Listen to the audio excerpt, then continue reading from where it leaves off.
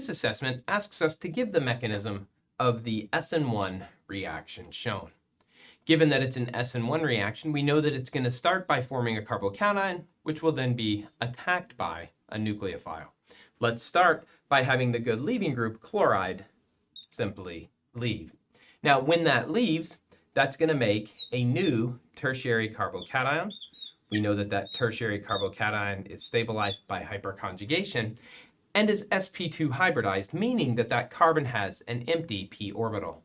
With an empty p orbital, now the ethanol can share a pair of electrons with that empty p orbital to make the new CO bond that we see in our product. When that reaction happens,